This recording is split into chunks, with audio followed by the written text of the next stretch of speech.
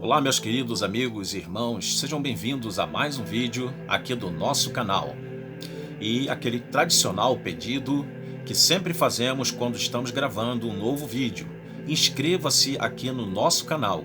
É algo muito fácil, é algo que você pode fazer ao acessar este link com este vídeo que nós iremos gravar agora. Vai estar embaixo da minha imagem a palavra inscrever-se. Basta tocar nesta palavra e você estará aqui inscrito no nosso canal. Você pode fazer isso pelo celular, pela TV Smart e por smartphone, Androids e laptop, computador. Tudo isso viabilizará você se inscrever aqui no nosso canal. Se inscreva, ajude-nos aí a dar crescimento ao canal e espalharmos a palavra de Deus em muitas partes, pois aonde meu corpo físico não pode chegar, minha voz e minha imagem, por meio da tecnologia da internet, poderão chegar para abençoar muitas pessoas e muitas vidas, para a glória de Deus. Não deixe também de dar aquele like, que é aquele joinha. Não deixe também de dar um comentário, falar alguma coisa assim: pastor, que Deus te abençoe, continue assim. Até um glória a Deus é muito válido na gravação e no comentário aí do canal, ok, meus queridos? Não deixe de compartilhar o vídeo nas redes sociais em geral, e principalmente com pessoas que estão hospitalizadas, pessoas que estão presas, pessoas que estão passando por dificuldade de irem à igreja. Compartilhe com estas pessoas. Eu sei que todos nós conhecemos pessoas que estão nestas circunstâncias e nestas condições. Então, peço a você que faça isso de todo o coração, ok?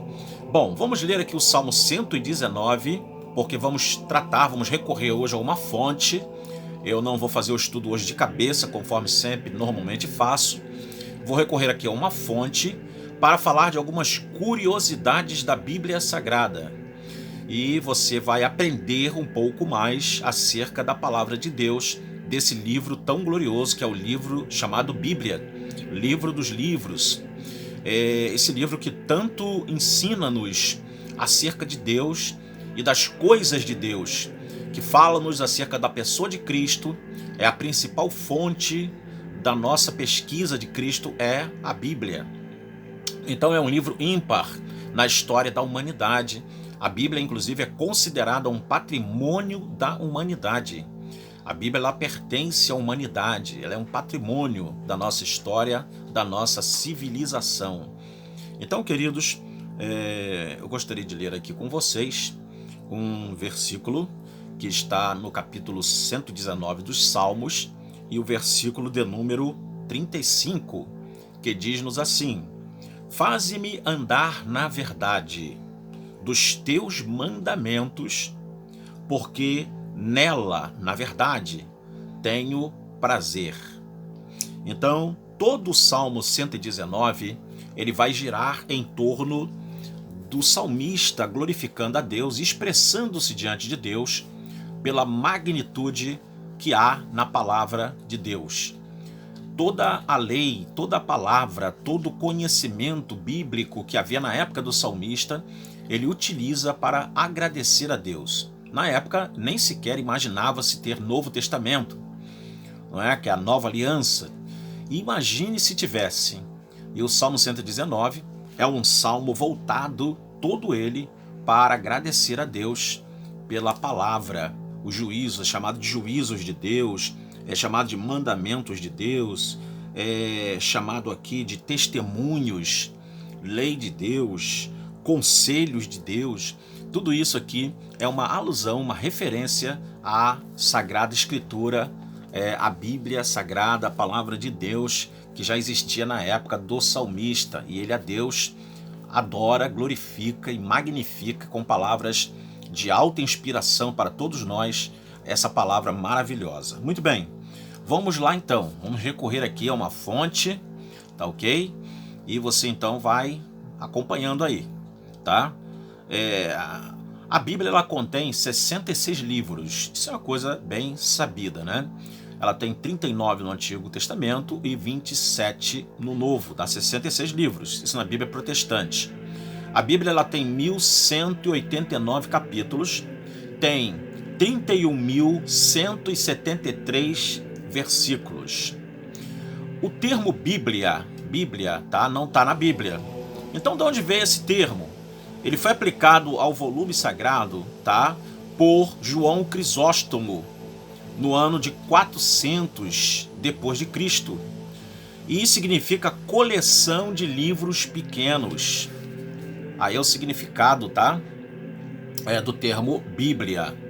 O maior capítulo da Bíblia é esse que nós tiramos agora a nossa meditação, Salmo 119.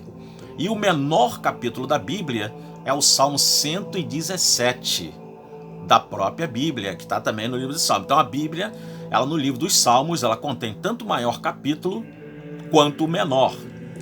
O livro de Salmos é muito interessante, muito importante para a nossa fé. O maior capítulo da Bíblia a Bíblia, ela começa com Deus, né, em Gênesis capítulo 1, verso 1. E ela termina com a graça de Deus em Apocalipse 22, versículo 21. E no meio da Bíblia, Deus se encontra com o homem no Salmo 118, versículo 8, que é exatamente o centro da Bíblia. Segundo os bibliólogos, esse é o centro da Bíblia, e nesse texto vai descrever ali Deus se encontrando com o homem. Que coisa linda, coisa gloriosa. O maior versículo da Bíblia é Esther capítulo 8, versículo 9. E o menor versículo é Êxodo capítulo de número 20, versículo de número 13, que é não matarás. É o menor versículo da Bíblia, né? Alguns dizem que e o segundo e o terceiro, né? Que está lá no Evangelho de Lucas. Mas ficam umas divergênciazinhas em relação a isso. Os livros de Obadias, Filemão, Judas, segunda carta de João, terceira carta de João, não tem capítulo, não tem, só versículos, ok? Uma particularidade destes livros, ok? No Antigo Testamento, o profeta Obadias, e nos demais livros citados aqui estão no Novo Testamento, que é Judas, 2 João, 3 João, e esses livros não têm, Filemão também, e esses livros não têm capítulo 1, verso tal, não, são só versículos, tá? Nos livros de Esther e de Cantares de Salomão, o nome Deus ou Senhor não aparece, mas nós vemos evidenciado nesses dois livros, segundo entendeu-se os sábios judeus, os sábios entendedores, os escribas judaicos, eles entenderam que Deus está muito presente nesses dois livros, de uma forma sem citá-lo. Não é aquele autor que você, mesmo sem ver o nome dele nas páginas do livro, você sabe que é ele o autor daqueles livros, ou daquele livro, não é? Machado de Assis, por exemplo, um grande autor brasileiro, ele não bota o nome dele nas obras dele, não é? E Monteiro Lobato, por exemplo, ele não precisa escrever as suas histórias e botar eu, Monteiro Lobato e tal. No livro de Esther, isso para comparar, né? E no livro de Cantares de Salomão, vemos a presença de Deus, sem contudo Deus ser destacado, ser citado ali. Mas nós vemos Deus presente nesses dois livros. A Bíblia, originalmente, foi escrita com dois tipos de materiais, tá? O pergaminho e o papiro. O pergaminho é de origem vegetal e o papiro é de origem, o papiro é de origem vegetal e o pergaminho é de origem animal, ok? O papiro, ele vem de uma planta, é uma planta a qual as pessoas usavam muito na antiguidade para poder escrever. E depois veio o pergaminho, que era de pele de animais. Colocava-se a pele para secar e depois de um certo processo que era feito, ela estava pronta para poder se escrever. Descobriu-se também que o pergaminho era mais durável do que o papiro. O papiro, ele se estragava, se deteriorava com mais rapidez. Já o pergaminho, né, ele conseguia durar muito mais tempo. Inclusive há muitos escritos, muitos manuscritos que estão em forma de pergaminho, estão espalhados aí pelas bibliotecas do mundo afora, e só do Novo Testamento grego, nós temos mais de 5.000 manuscritos em forma de pergaminho das Sagradas Escrituras. Isso é muito interessante para comprovar e comparar, inclusive, com as traduções que nós temos e aperfeiçoar as traduções cada vez mais. Isso é interessantíssimo, né? O apóstolo Paulo foi o que mais escreveu na Bíblia. Escreveu 13 cartas, ou seja, em número, não digo número literário, no volume literário. É claro que não foi Paulo em volume literário, mas em quantidade de livros foi o que mais escreveu em todo o Novo Testamento. 13 livros, ok? O nosso Senhor Jesus Cristo, quando fala do Antigo Testamento, ele fala da clássica divisão conhecida pelos judeus, e até hoje eu tenho Bíblia hebraica aqui em casa, e na Bíblia hebraica está exatamente conforme citado por Jesus. Jesus falou da lei, dos profetas e dos salmos, que era, na verdade, as 3 divisões das Sagradas Escrituras, que era exatamente a Torá, o Neviim e o Veketuvim, ou seja, a Torá, a lei, o ensinamento da palavra, né? Que são os 5 primeiros livros da Bíblia. O Neviim, que são os profetas, e o Veketuvim, que são os escritos. Inclusive o profeta Daniel, que nós na nossa Bíblia colocamos como profeta maior, ele está no rol dos escritos. É verdade, fica aí mais uma curiosidade da Bíblia para você. Isso no cânon judaico, no cânon hebraico, que é o cânon pelo qual entendiam os nossos irmãos, entendem os nossos irmãos judeus, que deve ser desta forma. E nós respeitamos profundamente, porque deles as alianças, deles descende o Cristo, com eles foi feito o concerto, e deles nós, como igreja, advimos. Nós, como igreja, viemos dos judeus, porque nosso Senhor e Salvador Jesus Cristo, o qual disse que ele edificaria sua igreja, ele era judeu e é judeu, nunca deixou de ser e nunca deixará de ser. Ele nasceu em Belém, da Judéia. Então Jesus, a encarnação foi um ato para sempre. O corpo de Jesus não se desfez quando ele ascendeu ao céu. Tanto é que os anjos disseram, esse mesmo Jesus que estava entre vocês virá outra vez da mesma maneira como vocês o viram subir. O mesmo Jesus. Isso significa que Jesus não se desfez do corpo como uma cobra se desfaz de uma casca. Isso é muito interessante na doutrina cristológica também, né? Cronologicamente falando, o primeiro livro do Novo Testamento é 1 Tessalonicenses. Ah, mas está em Mateus. Mateus é o primeiro. Não. Cronologicamente, se fôssemos botar a Bíblia em forma cronológica, já até existe uma Bíblia em português, que foi traduzida do inglês, que é a Bíblia cronológica. Ela coloca realmente o primeiro livro lá, 1 Tessalonicenses, que foi escrito no ano 52 da nossa era, da era cristã. Interessante isso, né? A Bíblia ela foi escrita por cerca de 40 homens no decurso de 1500 anos. E esses homens eram de diferentes profissões, diferentes locais. Esses homens tinham diferentes graus culturais. E foi escrita a Bíblia no período de 1500 anos por cerca de 40 autores. 57 dos salmos foram escritos para serem cantados, ainda que muitos com a inspiração que Deus lhes dá, não a inspiração tal qual a inspiração bíblica, porque essa daí é subgênere, né? A Bíblia, ela tem a única que é falada na Bíblia, quando Paulo diz lá que os escritores da Bíblia eles foram inspirados, a palavra theopneustos, ou seja, Deus soprou sobre aqueles escritores a sua inspiração para que os mesmos escrevessem e produzissem o que nós temos como a Bíblia Sagrada.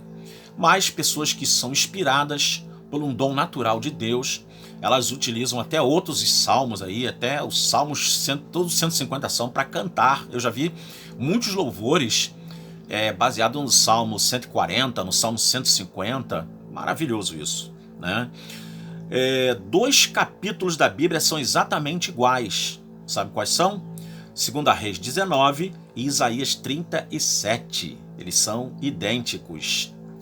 A palavra Yahvé, ou Yehová, Ela aparece 6.855 vezes na Bíblia Sagrada, na parte da Antiga Aliança.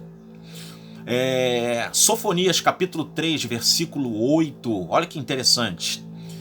Ele contém todas as letras do Aleph Bet, ou seja, todas as letras do alfabeto hebraico. Elas estão exatamente neste capítulo e nesse versículo de Sofonias capítulo 3 e versículo 8. Que interessante, né, meus irmãos? A mais antiga parábola do mundo encontra-se no livro de Juízes, no capítulo 9, versículo de 8 até o 15. A parábola mais antiga está nesse livro de Juízes, que é um livro muito interessante. Toda a Bíblia é interessante, né? Você já percebeu que eu sempre falo, né, de um livro e digo que é interessante, porque a Bíblia é fascinante, ela é interessante em todos os aspectos. Mas a mais antiga parábola está nesse livro de Juízes, no capítulo de número 9, versículo do 8 até o 15, para você ficar aí conhecendo, né? A Bíblia não apenas contém a palavra de Deus, ela é a palavra de Deus. Em outras palavras, há uma teoria hoje, modo de dizer, né? Essa teoria ela veio exatamente com alguns homens que começaram a questionar a autoridade da Bíblia, começaram a questionar a infalibilidade da Bíblia, começaram a questionar a veracidade de alguns textos, dizendo que foram interpolados e tal. Então começaram a dizer que a Bíblia não é a palavra de Deus, ela contém a palavra. Isso é um tanto perigoso, porque faz com que cada um de nós tenha uma desconfiança do livro. Não é verdade? Quando você tem um livro que todos dizem, em geral, né, digamos que 95% do mundo cristão diz que esse livro aqui, a Bíblia, é a palavra de Deus, ela não contém. Então quando você vê alguém dizendo que não é bem assim, e que há trechos que não é Deus, não é a palavra de Deus de maneira nenhuma, isso fica um pouco assim, né? Meio temerário para nós, né? E a gente fica assim perguntando, aonde está a palavra de Deus aqui então? E faz com que nós sejamos juízes e julguemos a própria Bíblia, o que não deve ser o caso. É a Bíblia que tem que ser o padrão para a nossa vida e nós não sermos o padrão para a Bíblia. É muito diferente, né? A Septuaginta, ela foi uma versão grega do Antigo Testamento para o Novo Testamento e ela foi feita na cidade de Alexandria, que fica no Egito, entre os anos de 180 a 150 antes de Cristo.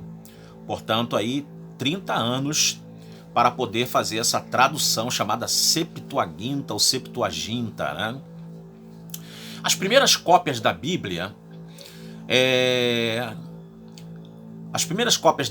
do pergaminho para o papel, né? Porque houve uma invenção do papel, como eu falei, a Bíblia ela foi escrita com esses dois materiais, né? O pergaminho, papiro e o pergaminho, ok? Depois inventou-se o papel.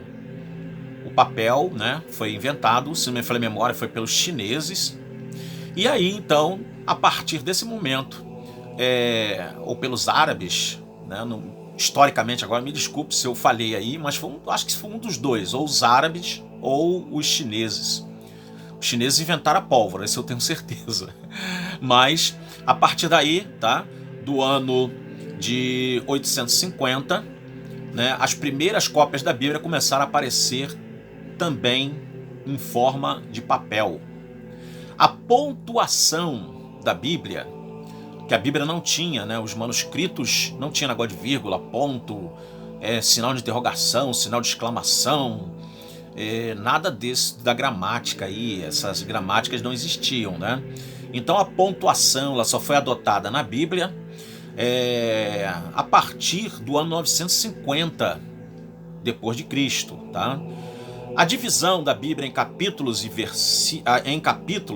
né, em versículos foi depois, tá? A divisão da Bíblia em capítulos, ela foi adotada por um cardeal da Igreja Católica chamado Cardeal Hugo. Lá pelo século XIII, cerca do ano 1236, é que começou-se a adotar capítulos, porque não existia capítulo e versículo, essa coisa que nós tanto comumente falamos nas igrejas. Lê no capítulo tal, no versículo tal. Isso é bom que ajuda, né? Mas não existia. Então os nossos irmãos liam a Bíblia antes desse período de 1263, antes do cardeal Hugo, eles liam a Bíblia, né? É por isso que há uma citação, é por isso que diz lá, assim foi dito pelo profeta tal. Não está no profeta tal, capítulo tal, versículo tal, porque não havia nem capítulo nem versículo, ok?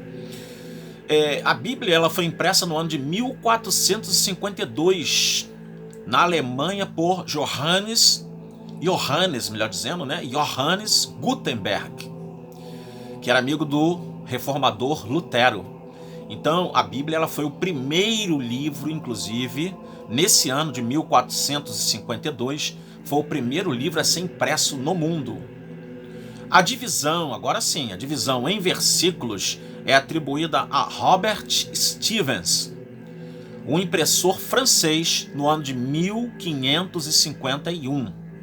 Ou seja, em capítulos foi em 1263 e a divisão em versículos em 1551 por Robert Stevens. É um impressor francês, ok? A Bíblia ela foi traduzida para o Brasil em 1557 pelos Huguenots ou Huguenots. Foi traduzida para o Brasil, tá? Em 1555 pelos Huguenots. A Bíblia de Genebra foi a primeira Bíblia a ser editada em forma de versículos. Isso é editada, tá? Editada em forma de imprensa. Que a Bíblia de Genebra, que eu tenho a graça, a glória da parte de Deus, me permitiu, o Senhor, ter uma aqui na minha biblioteca. Foi a Bíblia dos Reformadores, a Bíblia de Genebra. Genebra fica na Suíça. Isso foi no ano de 1560. A tradução da Bíblia do latim para o português é atribuída a João Ferreira de Almeida entre os anos de 1644 a 1656. João Ferreira de Almeida, inclusive, ele não completa toda a tradução da Bíblia, o que mais tarde, após seu falecimento, antes de ser feita toda a tradução, essa tradução em português, do latim para o português, ela foi levada a cabo pelos amigos de João Ferreira de Almeida, que era um missionário na ilha de Java. Ok, meus amados? Almeida ele traduziu primeiro o Novo Testamento, já o Antigo Testamento ele traduziu até o livro de Ezequiel, tá vendo aí? Capítulo 48, versículo 21. Os últimos versículos de Ezequiel, Daniel e os 12 profetas menores foram traduzidos por seus amigos, que foram padres, jesuítas e missionários, que ajudaram aí a completar a tradução de João Ferreira de Almeida. Houveram outras traduções, como por exemplo do Matos Soares, que também é uma tradução muito boa, do padre Matos Soares, né, uma tradução importante dentro da nossa literatura em português. É uma Bíblia de excelência também. A primeira tradução em português do Novo Testamento ocorreu no ano de 1681. Voltaire, né? Quem já ouviu falar nesse nome, claro, né? Voltaire, um filósofo, inclusive aparece na galeria, né, dos filósofos. Eu tenho aqui uma obra muito interessante, que é a História da Filosofia. São 3 volumões, assim, muitas páginas mesmo. Cada volume tem mais de 1000 páginas cada um. Então aí é mais de 3000 e poucas páginas para se ler. Então Voltaire ele aparece dentro dessa galeria aí. Ele foi um perseguidor da Bíblia, né? Em 1704, no seu leito de morte, ele até profetizou, inclusive, que daqui a 100 anos, foi a palavra de Voltaire, não teremos mais Bíblias no mundo. Ele disse isso, tá? No ano de 1704, ele estava no seu leito de morte. Ele então profetizou, mas essa profecia, graças a Deus, que ela foi uma falsa profecia, uma profecia que não se cumpriu. Louvado seja Deus por isso. Ele disse, daqui a 100 anos não vamos ter mais Bíblia no mundo. E 100 anos depois, olha que ironia, vejam só. A casa dele foi vendida para a Sociedade Bíblica Trinitariana e estrangeira.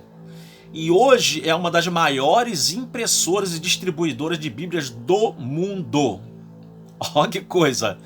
Ele profetizou que 100 anos não haveria mais Bíblia e a casa dele foi vendida para uma sociedade bíblica trinitariana e estrangeira, e hoje lá se produz milhares e milhares de exemplares da Bíblia Sagrada. Isso para Deus mostrar que Ele é Deus, Ele é Senhor da palavra, e a palavra de Deus permanece para sempre, conforme a palavra diz. A Bíblia completa em português, ela foi lançada no ano de 1781. Coisa gloriosa, né? O rei Dom João VI, rei de Portugal, ao vir ao Brasil em 1808, ele trouxe um exemplar, tá, da Bíblia e juntou a sua biblioteca. No ano de 1808, o Dom João VI, rei de Portugal, ele trouxe um exemplar, trouxe para a sua biblioteca aqui, no Brasil. No ano de 1822, foram descarregadas 2.000 Bíblias no porto de Recife, na cidade, no estado de Pernambuco. Coisa gloriosa, né? A palavra entrando no Brasil. Que haja muitas Bíblias em muitos lares, espalhados pelo Brasil afora aí, ok? Foram distribuídas Bíblias em quase todo o Brasil em 1854 pelo reverendo norte-americano Fletcher. Graças a Deus, né? Distribuiu.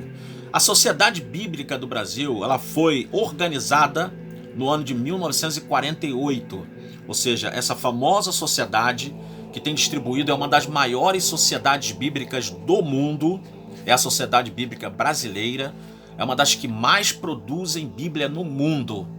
Em 1948, ela começou a dar à luz os seus trabalhos acerca da impressão da Bíblia Sagrada. E hoje produz Bíblias de vários gêneros, de vários tamanhos, de várias traduções, sabe? É uma coisa realmente magnífica.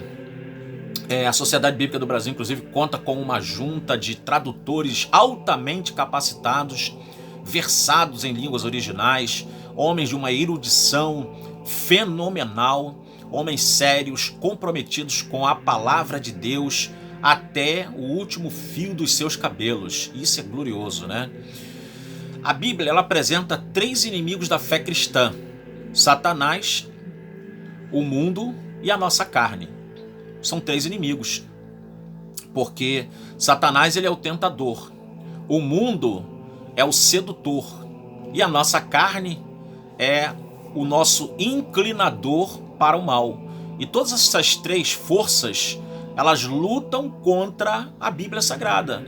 Percebam quando uma pessoa ela sai da igreja ou sai da presença de Deus de alguma maneira, ela passa a olhar a Bíblia com outros olhos. A Bíblia para ela já não é a mais importante. Já é um livro qualquer, sabe? Não tem aquele respeito como tinha antes quando estava na presença de Deus. É porque uma dessas 3 forças, ou as 3 forças juntas, fizeram com que aquela pessoa tivesse uma hecatombe na fé, sucumbisse, naufragasse na sua fé e na sua crendice, na sua credulidade em relação à palavra do Senhor. A Bíblia, ela nos apresenta os 3 ofícios de Cristo, que é profeta, sacerdote e rei.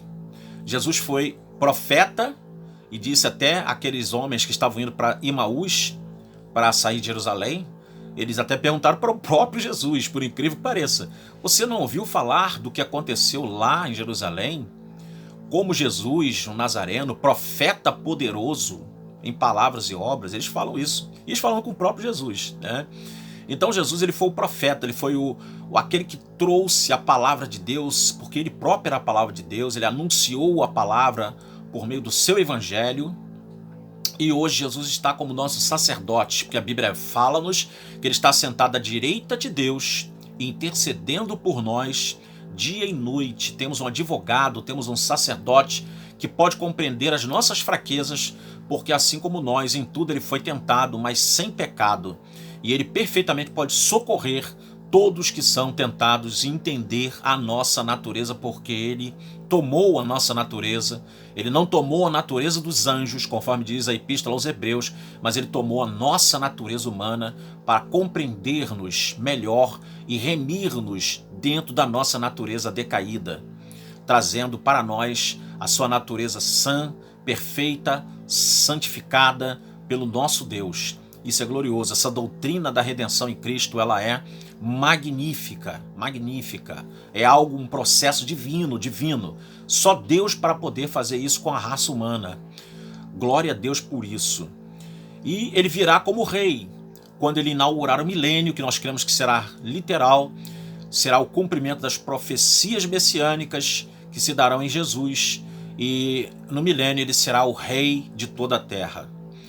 A Bíblia, ela faz uma divisão da humanidade, né? Ela fala em 1 Coríntios 10, versículo 32, fala que existem os gentios, os judeus e a igreja de Deus.